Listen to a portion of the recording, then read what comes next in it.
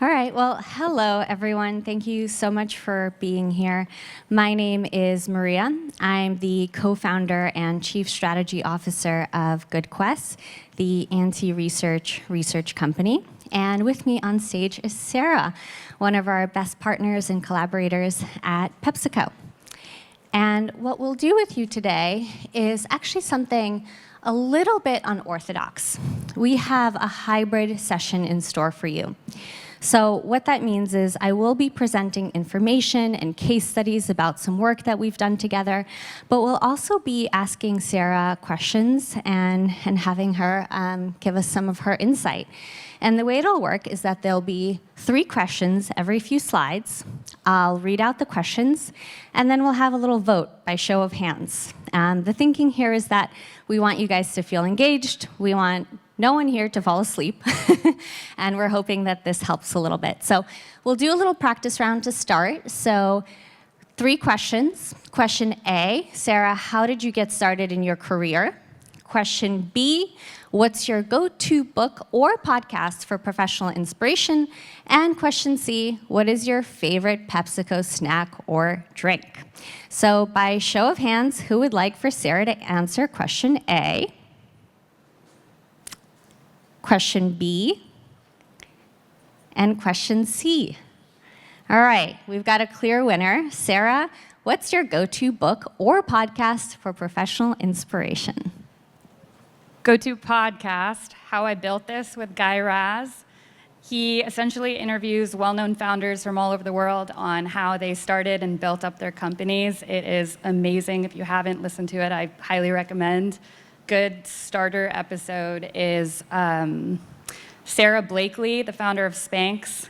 She used some very, we'll say, creative methodologies as a common theme of today to grow her business, maybe a little ethically ambiguous. Not that I condone that, but very interesting episode. Go listen. Excellent. All right, well, thank you, Sarah. I think everyone kind of gets the gist of how this will work, so we can get started. Why you're all here today is to talk about how creative methodologies can benefit your bottom line. And what I want to start with is a quick observation. You've probably noticed this walking the Quirks floor just this morning. There's a lot of talk about humanity. It's at the tip of everyone's tongue. It's a little bit of industry jargon at the moment. But the truth is I think we're all struggling to figure out, how do we action human? Where does it fit into our process? And the problem starts with our standard research process. This will look very familiar to you. It starts with a catalyst, which is the business need. It goes to the brief, which is the research questions. The brief is then translated into the research design, quantitative or qualitative. The respondent is met in field. We used to have a cute little emoji in there, but technology. And then the output, which comes with some kind of data or insights, right? This is somewhat familiar to all of us. The formula is effectively business need plus research brief equals standard research design. In other words, it's quite a flat-footed interpretation of the goal. There's not much room for nuance. There's not much room for considering the respondent and thinking, what do they need in order to engage with my study? And so an example of this, business need, improve customer satisfaction. Research question, which factors most influence customer satisfaction? Research question, or what might live in your quantitative study, rank the following aspects in terms of their impact on your satisfaction with brand X. Plug in your business need, but this is our current process. And the output of that is one-size-fits-all studies. They're made for anyone. Made for anyone means resonant with no one, right? And what we see very, very often is respondents who are apathetic. They just want to get the research over with. They just want to get the incentive and get on with their lives, right? And for us, that means poor quality data. So how do we fix that? If the respondent isn't engaged, the data quality will suffer. So we have to think about respondent engagement first and foremost. And that's where human comes in. and that's how to action human. As you're thinking about this word, transform it from industry jargon into something that can be actionable and work hard for you. So what we do at GoodQuest and what we've done with Sarah is that we add the respondent as a precursor to the research design. We think about, what does this particular audience, what does this particular cohort need to feel engaged and excited to answer our questions versus just feeling like they need to get them over with? And that's where you can get really creative, right? That's when you start to think about, okay, for this particular audience, what language do they need to feel engaged? What format? Maybe it's a meme, maybe it's a cartoon, maybe it's meditation, which we've actually done before as well. And so when this kind of study meets the respondent in field, they feel seen. They think, oh my God, this researcher, this person behind the screen cares about my opinion. They cared enough to cater this to me so that I feel that they understand me. And what you get is superb data. You get respondents who actually tell you what they do, who actually tell you what they think, and they tell you why, right? The Holy Grail. So now we'll pause for Sarah to answer some questions for us. So potential question A, when is it appropriate to write human research tailored to the audience and topic rather than using a standard approach? Question B, which audiences do you find benefits most from a human approach versus standard approach? And question C, what appeals to you about a human research approach versus the standard approach? So all those in favor of question A, raise your hands. Question B, and question C. All right, question A. When is it appropriate to write human research tailored to the audience and topic rather than using a standard approach? So I think it's always appropriate, right? Maria just mentioned people are going to naturally be more engaged if you're talking to them in a more human-centric way. And I swear, she didn't ask me to say this, but GoodQuest really puts their money where their mouth is when it comes to using human-centric language and methodologies in not only the studies and the questions that we send out to participants, but also in the presentations that they share with us. They use this sort of very conversational, natural, sort of playful language that is immediately more engaging and creates cut-through versus so much of the more matter-of-fact, drier research questions that you tend to see come through.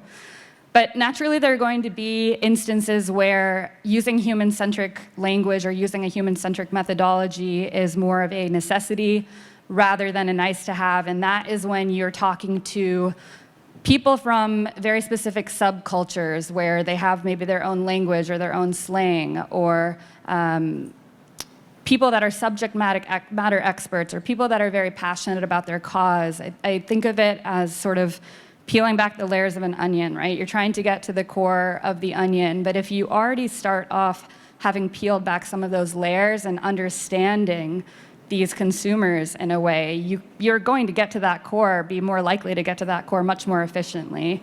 Another example is with more marginalized or vulnerable populations where you're dealing with more culturally sensitive topics and you have to be very empathetic in order to empower them to be able to speak about these more sensitive matters. So those are just a couple of examples. Beautiful. Thank you, Sarah. Well, and now to the meat of the show, right? What you're all here for is some case studies. So we'll talk about quantitative first and foremost. So PepsiCo was doing a chip price sensitivity study, and we did it with a creative twist. So the problem at hand was that they were launching a bigger sized chip bag, for lack of a better word. So in our kind of jargon terminology, LSS bag versus XVL bag, and specifically at micromarts. And the question was, how much should these bags cost, right? Very simple kind of business problem that we've all faced before. Some of the research questions that we were faced with is, how sensitive are people to price changes of a single serve bag of chips? How does the change in price and size of chips affect sales? What is the impact on sales when a bag of chips is consumed as a meal accompaniment? Oh, goodness gracious.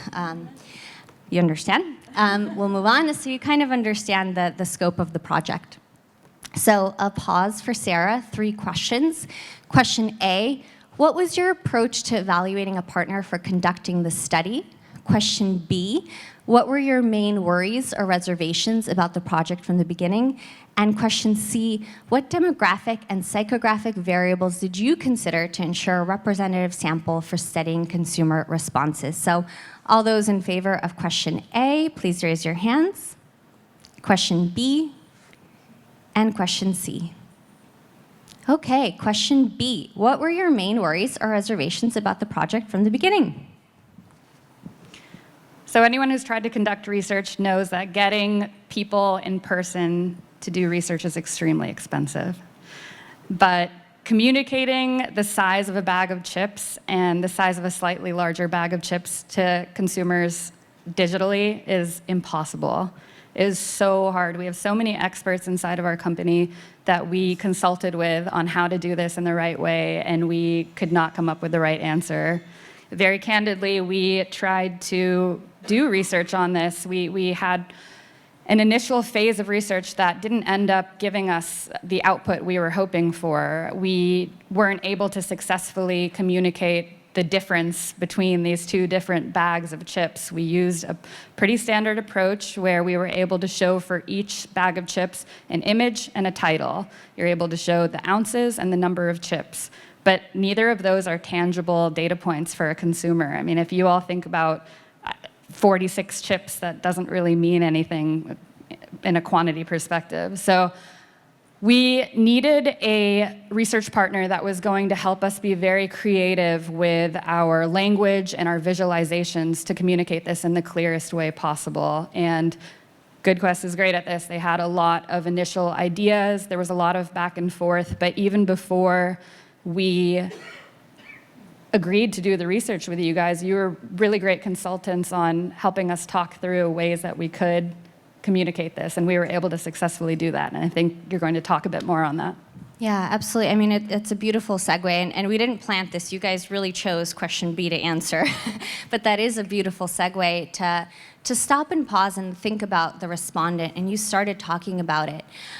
So first and foremost, I imagine everyone in here is a chip eater, if not most of you. Is there such a thing as chips that are too cheap? No, right? The freer the chip, the better. So if we were to understand how much chips should cost at a slightly larger bag, how do we do that if chips are a commodity and people don't want to admit to, paying more? They want to pay less always for something like this. And then to what Sarah mentioned, 1.5 ounces versus 2.25 ounces, can you imagine the value of that for you?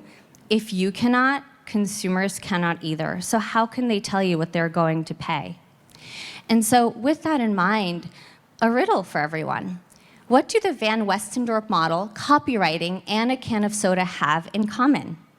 It's not a very good riddle because the answer is GoodQuest.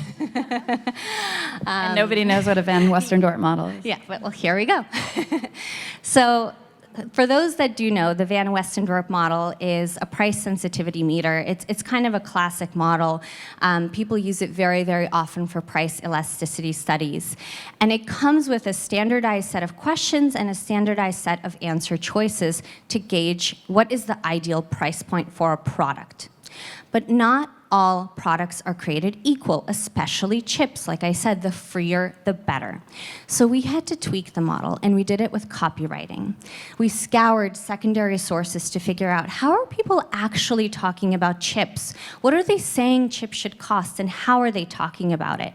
So what we were finding is things like, wow, that's cheap, or are they joking? I would never pay that, right? Things like that. And that's what we integrated into the study. So it's the Van Westendorp, but literally copywritten as if you would copyright an ad or a campaign. So imagine a study like that. And then we had to attack the problem of confusion. How do people start to grasp how much larger this bag of chips really is? And as Sarah mentioned, there had been attempts to do this before, and they were using a 16.9 ounce Pepsi bottle to say, hey, this chip bag is somewhat like this bottle. But as a visual aid, it's actually quite problematic because on a digital screen, 16.9 ounces or a liter bottle, I can't tell, can you? So there was a lot of confusion. People couldn't understand, am I getting a liter bottle size bag of chips or 16.9 ounces? I don't know. And so what we recommended, and this seems like a small tweak, but this is where the creativity comes in, is to use a can, right? A can makes all the difference because the probability that you or anyone have a can in their fridge or pantry is huge.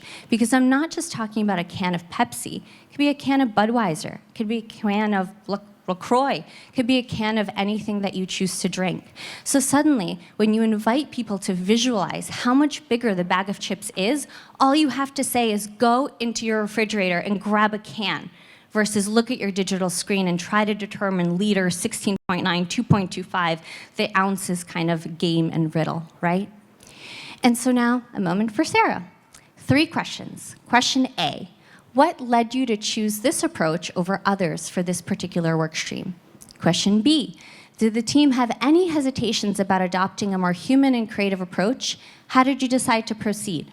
And question C, do you have any advice for encouraging teams to break out of repetitive routines and adopt a more creative approach? So all those in favor of question A, question B, question C. All right. Question C, do you have any advice for encouraging teams to break out of repetitive routines? I'm getting a common theme. I feel like they wanted the podcast recommendation. This is all about you guys, ultimately. Yeah, I do. I think like there are some simple ones, which are you have to be realistic about the pitfalls of traditional research. You have to really review post-research. What could I have done differently? What didn't go the way that I wanted it to go? Then another kind of obvious one is you have to consistently come back to the objective, right? You can't ever anticipate what the output of research is going to be, but you can try and think through some scenarios based on the type of research that you're running and do some sort of risk evaluation for, is this going to get me the output that I want to get? And then beyond that, I would say lean on the experts, whether that's people inside your company or external vendors. There are people with so much industry knowledge that it's so useful to just talk out loud with, bounce ideas off of. GoodQuest was, as I mentioned, sort of a consultant to us when we weren't even sure if we were going to have budget for this project. And they were willing to help us talk through what we could do differently with our stimulus, which was so different from other agencies that just ask you to sort of send them your stimulus and then they'll run the research for you. Beautiful, thank you. So from a superb data perspective, what we found, besides the ideal price point, and don't worry, your chips won't suddenly cost $10 a bag, but what we did find is that 72% of our audience would rather pay $10 for every bag of chips than never have chips again. And I am not talking about that artisanal fancy stuff. I'm talking about the gas station chips. So that is an incredible data point that, again, people were willing to share with us because we were using their language back to them. So benefiting the bottom line, slight creative twist, right? We didn't do anything totally revolutionary here. A little bit of copywriting, using a can, and suddenly we can show the truth about a price increase and the margin impact and convince micromarts to adopt this new size bag of chips. So pretty big outcome there. So 3 questions for Sarah. Question A, how did your team respond upon discovering that people would pay $10, up to $10 for a bag of chips? Question B, how did the results of the study differ from those from previous similar studies? And question C, can you speak more to how this research ultimately benefited the bottom line? Question A, raise of hands. Question B. Question C. All right, question B, how did the results of this study differ from those of previous similar studies?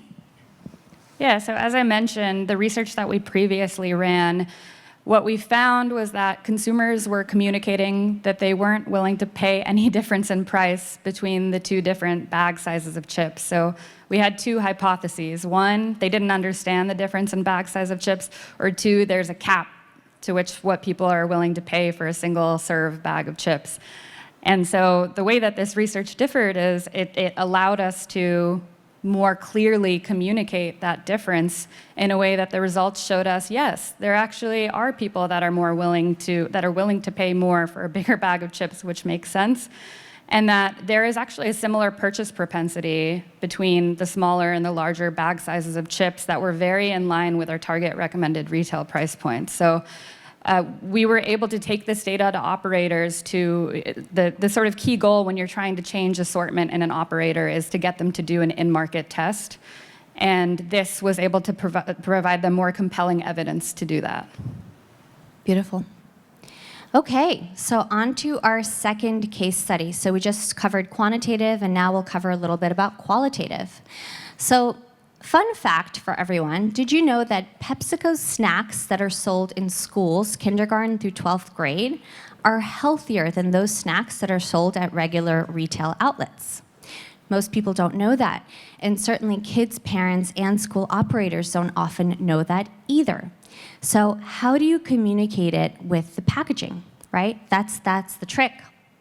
And so for us, the research questions were, what factors drive people to choose school snacks? Which messages resonate most when determining what is good for you? What visual cues indicate healthy to consumers? How do these perceptions differ among students, parents, and school operators, which was our audience? And what claims should PepsiCo lean into for the K through 12 packaging? So 3 questions for Sarah. Question A, what were some of your concerns prior to initiating the research? Question B, what factors led you to determine that a qualitative study was the most appropriate approach? And question C, what prompted you to recognize the necessity for a creative approach to this challenge? So raise your hands for question A, question B, question C. Okay, question C. What prompted you to recognize the necessity for a creative approach? Budget. It's always budget.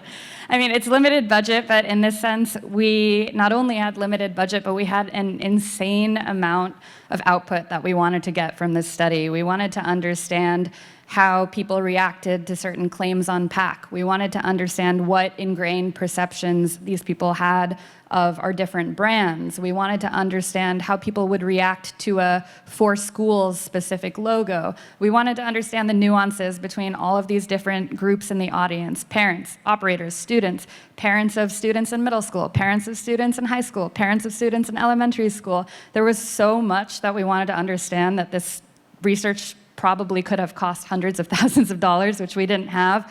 And that's ultimately what led us to using GoodQuest, because they are great at being very crafty and gathering a lot of output by being creative through their methodologies. Beautiful. And again, what we'll do here is we'll actually pause to consider the respondent. In this case, there were 3 audiences, so we had the kids, the parents, and the operators, but the most problematic of the 3 were the kids, right? If we think about it, what kid, kindergarten through 12th grade, wants to sit and help a corporation optimize their packaging? I'll give you the answer, it's 0. No kid wants to do this. And the second problem that we were faced with is, how do we get kids to pay attention? Did you know that a 7-year-old, their average attention span is 16 minutes? And in my opinion, even that seems quite high. We had about 50 minutes worth of stimuli. Sorry, go Nobody ahead. believes you. Yeah, no one believes me. They're like, it's probably 16 seconds. Is that a typo? But yeah, so this is what we were dealing with. How do we get kids to sit through an hour worth of qualitative? Holy moly. And we started creatively from the get-go. What we did is we actually shifted the power from brand to respondent. And we gave the power in their hands to effectively act as the teachers. We said, grade us. Letters A through F. A for job well done, F for failing. How is our packaging doing, or how is our product doing at being healthy? That was just the question, right? And we got the scores on myriads and myriads of stimuli. Then we entered our qualitative IDIs phase, so 50 minutes of games. We were collecting insights while they were having fun. We were asking them would you rather questions. We were playing this or that. What do you like better? And we even had a cartoon chip as the game master. So we had visual aid, not just of the stem of the packaging, but of literally a playful avatar who is teaching the kids, parents, and operators how to play games with us. And I want to pause to talk about the emphasis of play, because we did talk about the problem with kids and why play was necessary for them, but the importance of play for adults cannot be understated. So play is known to increase engagement. So playful activities boost engagement and enjoyment in tasks. So we talked about how important it is for the respondent to enjoy the research. That's what we were doing here. Play boosts focus up to 20%. So people are paying attention more. They're not just saying, oh yeah, this one's healthier, I don't know, this one's healthier. They're engaged, they're playing, they're having a good time. And finally, it enhances clarity and problem-solving skills by 60%. That's extraordinary. So the power of play cannot be understated in how important it was to this project. So 3 questions for Sarah. Sarah, question A, what was the most unexpected moment during the research? Question B, what benefits of play did you witness firsthand during the qualitative sessions? And question C, how did play translate beyond kids to parents and operators? So question A, show of hands. Question B. Question C. All right, question A, what was the most unexpected moment during the research? I think there were 2.